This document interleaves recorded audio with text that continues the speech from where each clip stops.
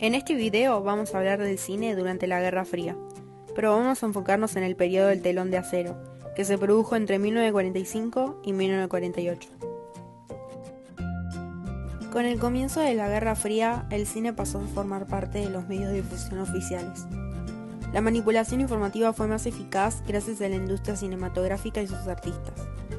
Las producciones iban dirigidas al público heterogéneo compuesto por familias, soldados, estudiantes o incluso niños, y eran manipulados y o comunicados a través de documentales propagandísticos y filmes.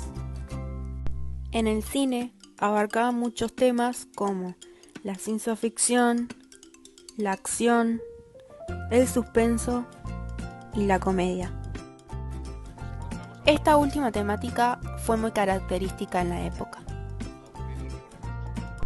Este tipo de películas no se orientaba hacia ninguna ideología. Es más, hasta se burlaba de los dos bloques. El año pasado sacaron ustedes una pobre imitación, la Kremlin Coca. Fueron a probarla en los países satélites, pero ni los albaneses pudieron bebérsela. Los dos bloques tenían diferentes formas de expresarse mediante el cine.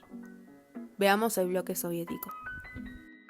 Las primeras sesiones de cine en Rusia tuvieron lugar en 1896, varios meses después de la primera proyección cinematográfica de los hermanos Lumière. Pero el primer film de producción rusa apareció en 1908 con el título Stenka Razin. Este cortometraje histórico de 6 minutos de duración marcó el nacimiento del cine nacional ruso. En junio de 1941 comenzó la Gran Guerra Patria, la etapa más sangrienta de la Segunda Guerra Mundial, que se llevó la vida de 26 millones de ciudadanos soviéticos. Durante ese tiempo, los estudios cinematográficos del país producían principalmente cintas propagandísticas, documentales y de ficción, para mostrar el heroísmo del pueblo ruso en la lucha contra las tropas nazis. Entre los mejores logros del cine documental de esos años, cabe mencionar Moscú contraataca de Leonid Varlamov e Ilik Kopalin, y las cintas de ficción rodadas durante la guerra llamadas El drama arcoíris de 1944, dirigido por Max Donskoy. Tras la muerte de Stalin en marzo de 1953, el poder pasó a las manos de Nikita Khrushchev. Estos años fueron de florecimiento para la cultura soviética y en particular para el cine. Al final de las décadas, las pantallas mostraban varias obras maestras sobre la Gran Guerra Patria, que ya no eran instrumentos de propaganda, sino grandes obras de arte. La cinta Cuando pasan las cigüeñas, de Mikhail Kalatozov, es hasta ahora la única película rusa que ha alcanzado el máximo galardón de festivales de Cannes. Tras el corto periodo del deshielo en la URSS, el poder cambió de manos. El gobierno del nuevo mandatario soviético Leonid Brezhnev comenzó a promover una política cultural bastante represiva y rigurosa. Los años 60 y 70 fueron la época dorada de la comedia soviética. Sus comedias tuvieron un enorme éxito en los cines de la URSS y muchas réplicas de los personajes de estos films pronto se convirtieron en frases hechas. El cine de la URSS ganó prestigio en muchos países y algunos conocidos directores y artistas de Europa y Estados Unidos participaron en las producciones cinematográficas soviéticas. Tras la descomposición de la URSS en 1991, el cine ruso cayó en una larga y profunda crisis. La economía nacional era muy inestable y frágil. Muchas instituciones estatales pasaron a manos privadas y una ola de delincuencia y guerras mafiosas azotó el país. Centenas de cineastas quedaron sin trabajo y muchos estudios de cine cerraron.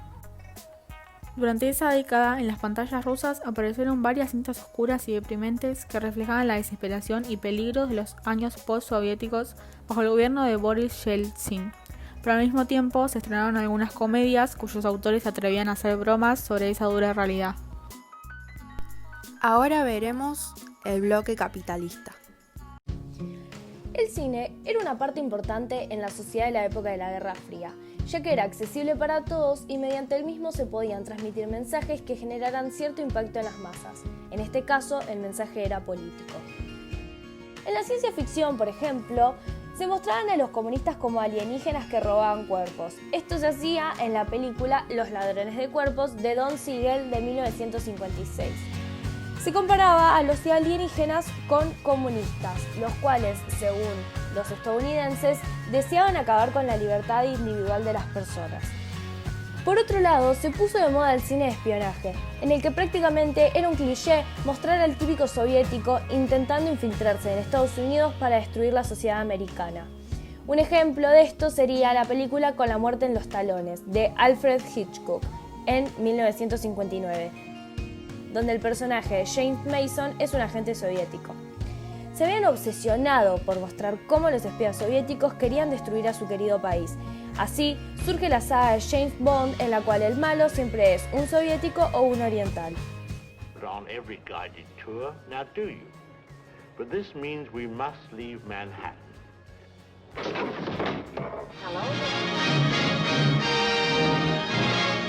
Una película clave para la época fue Mission to Moscow, la cual fue lanzada en el año 1943. Mission to Moscow. Mission to Moscow. The behind-the-scenes story of every world-shaking crisis of our day. With Walter Houston as Ambassador Davies, superb cast portraying Joseph Stalin, Winston Churchill, Premier Molotov, President Kalinin, Maxim Litvinov, Marshal Timoshenko, Cordell Hull, Colonel Faymanville. El cine producido entre los años 50 y los 60 retrataba a los ciudadanos como personas lindas, con trajes elegantes y la familia como eje de vida.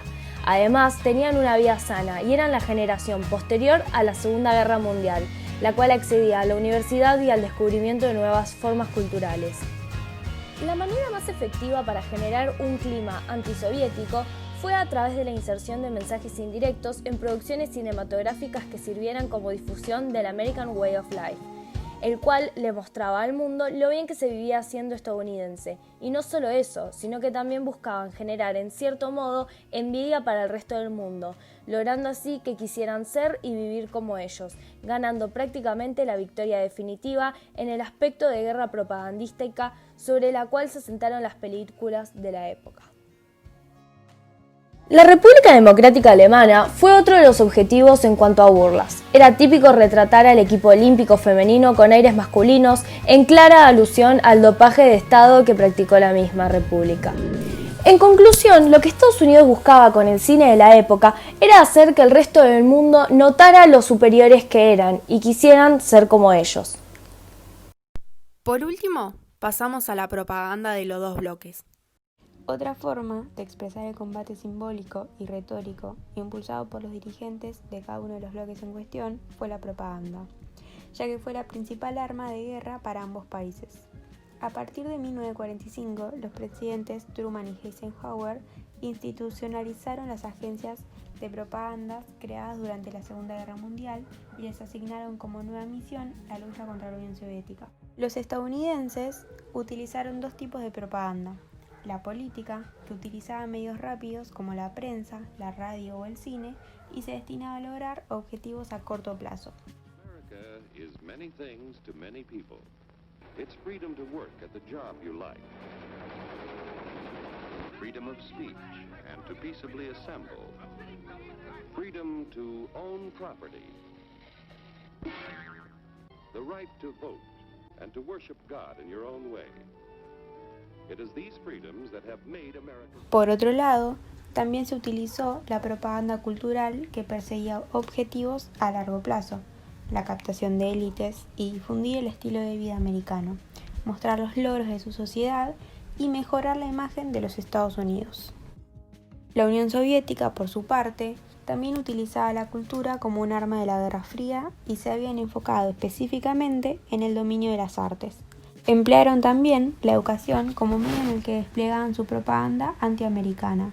Pretendían crear en los niños una mala imagen sobre el modo de vida estadounidense y hacer creer que la Unión Soviética contaba con mucho más recursos y riquezas. The state forbids strikes. Wait till the Union hears about this. Ah, yes, the Union.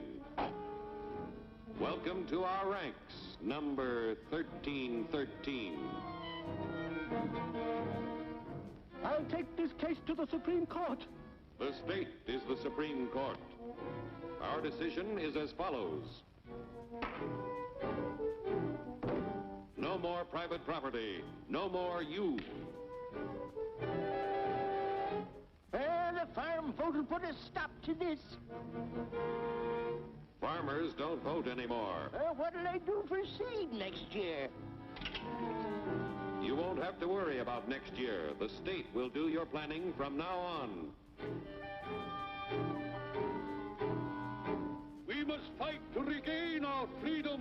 or everything is lost. Everything is fine. Everything is fine. Everything is fine. Everything is fine. Everything is fine. Working together to produce an ever greater abundance of material and spiritual values for all.